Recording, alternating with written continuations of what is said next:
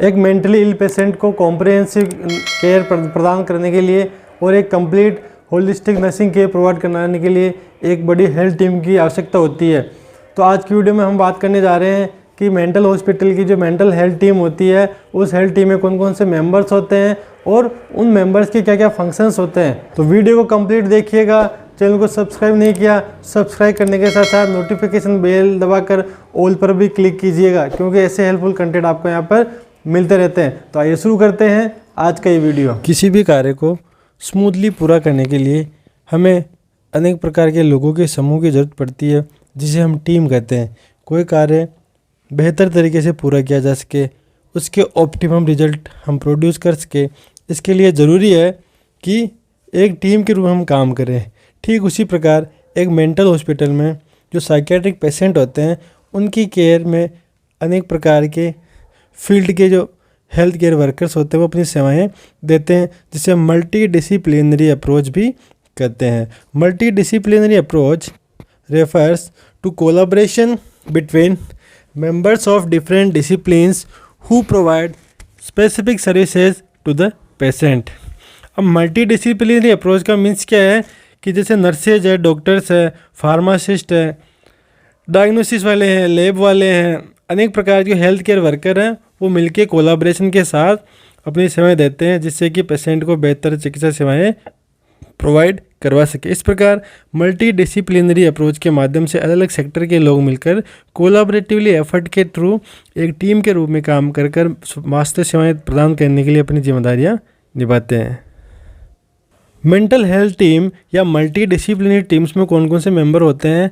Number 1 psychiatrist, psychiatric nurse, clinical psychologist, next psychiatric social worker, occupational therapist, pharmacist and a dietitian and counsellor. इस प्रकार ये सब मिलके members एक multi disciplinary team या mental health team का निर्माण करते हैं।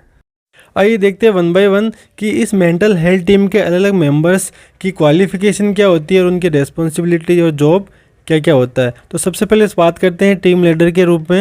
ए psychiatrist is a medical doctor with special training in psychiatry. He is accountable for the medical diagnosis and treatment of the patient.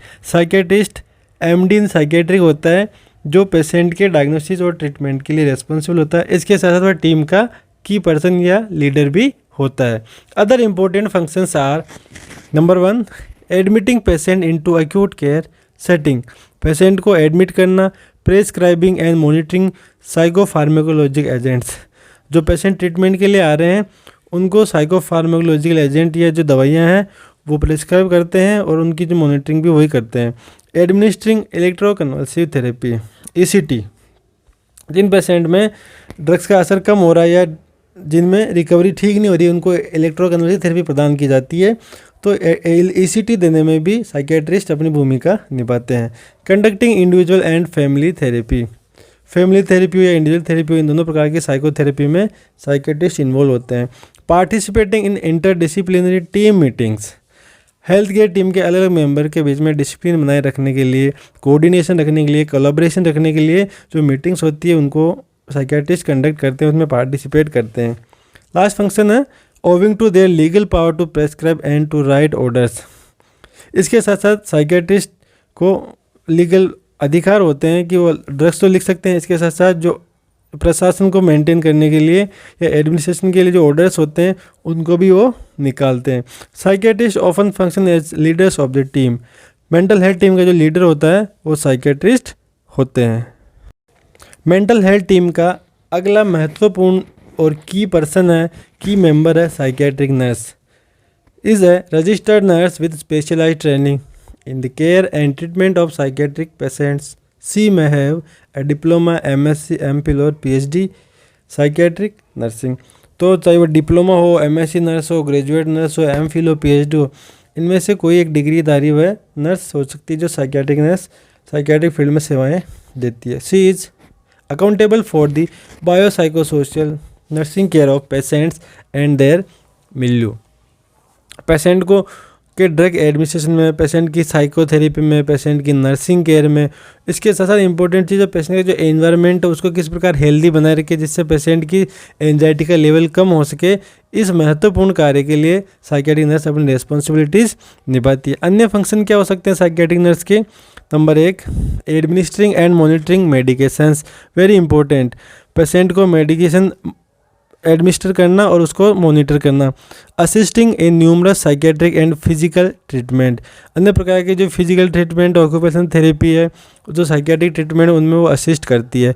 Participate in interdisciplinary team meetings, health care team members की जो meetings होती है उनमें समय समय वो भाग लेती है। टीच पेशेंट एंड फैमिली, इसके साथ साथ पेशेंट को हेल्थ एजुकेशन देना और पेशेंट के परिवार के सदस्यों को हेल्थ एजुकेशन देने का काम है नर्स करती है।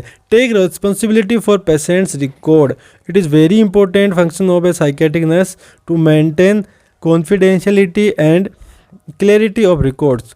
साइकेट्रिक पेशेंट के जो रिकॉर्ड्स हैं उनकी कॉन्फिडेंशियलिटी मेंटेन और करेक्टली उनको किस प्रकार रिकॉर्ड करना, ये इंपॉर्टेंट फंक्शन साइकेट्रिक नर्स करती है। Act as a patient's advocate, वह पेशेंट के अधिकारों की रक्षा करती है, पेशेंट के जो अलग जो राइट है उनको प्रिजर्व करने का काम साइकियाट्रिक नर्स करती है। Interact with patient significant other, इसके साथ साथ परिवार के जो मेंबर्स हैं, जो रोगी के करीबी जानकार व्यक्ति जिनसे अन्य जानकारियाँ मिल सकती है, पेशेंट की केयर में हेल्पफुल हो सकती है, वो इनके साथ इंटरेक्ट करती है, कम्युनिकेशन स्थापित करती है। Next important team member is clinical psychologist. He should have a master degree in psychology or PhD in clinical psychology with specialized training in mental health setting.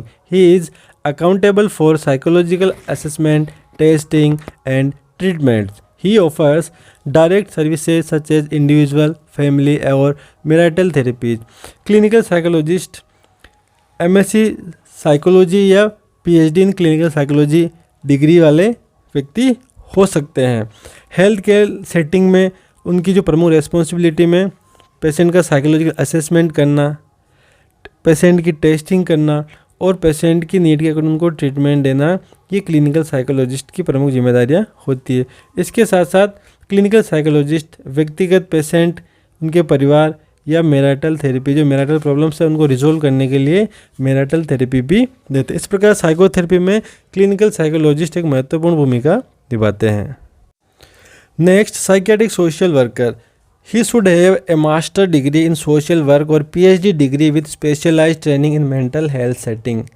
Social science में जो master degree रखते हैं या nursing service related PhD degree रखते हैं वो ये social worker के रूप में काम कर सकते हैं। He is responsible for family case work and community placement of patients. जो परिवार के जो लोग हैं उनको किस प्रकार सेटल करना, पेशेंट के जो परिवार वाले हैं उनको किस प्रकार पेशेंट के प्रति मॉडिफाई करना है। इसके अलावा किस प्रकार पेशेंट को साइकियाट्रिक हॉस्पिटल से जब वापस रिहेबिलिटेशन के बाद जाता है तो कम्युनिटी में उसको किस प्रकार एस्टेब्लिश करना है, उसको किस प्रकार उनकी पुरानी जिम्मेदारी में डालना है, इसके लिए सोशल वर्कर अपनी सेवाएं देते हैं। ही कंडक्ट ग्रुप थेरेपी सेशन। इसके साथ साथ एक जैसे मरीजों, एक जैसे समान डायग्नोसिस रखने वाले रोगियों के लिए ग्रुप थेरेपी सेशन भी वह कंडक्ट करता है। He emphasises intervention with the patient in social environment in which he will live. इसके बाद एक इम्पोर्टेंट चीज़ ये आती है कि जो साइकेट्रिक सोशल वर्कर होते हैं वो मरीजों को एक इम्पोर्टेंट काम में बहुत मदद करते हैं। वो है कि जब वो पेशेंट अस्पताल से छुट्टी पाकर घर जाएगा तो उसके जो सोसाइटी का जो एनवायरनमेंट है उसमें वो कैसे एडजस्ट करेगा, कैसे इंटरवीन करेगा, किस प्रकार अपने आप को स्थापित कर पाएगा पुनः, इसमें सोशल वर्कर पेशेंट की मदद करते हैं। तो सोशल वर्कर एक इम्पोर्टेंट हेल्थ टीम का मेंबर्स है जो सोसाइटी में पेशेंट के पुनः एस्टैब्लिशमेंट में हेल्पफुल रहता है। हेल्थ टीम मेंबर का अगला पर्सन है occupational therapist. He has an activity therapist और accountable for recreational, occupational and activity programme. विभिन्न प्रकार की मनोरंजन की गतिविधियों, विभिन्न प्रकार की पेशेवर ऑक्यूपेशनल एक्टिविटीज़ को आयोजित करवाने के लिए ऑक्यूपेशन थेरेपिस्ट काम करते हैं जो पेशेंट को उनका स्किल लर्निंग में हेल्पफुल रहते हैं। He assist the patient to gain skill that help them cope more effectively to gain और रिटेन एम्प्लॉयमेंट।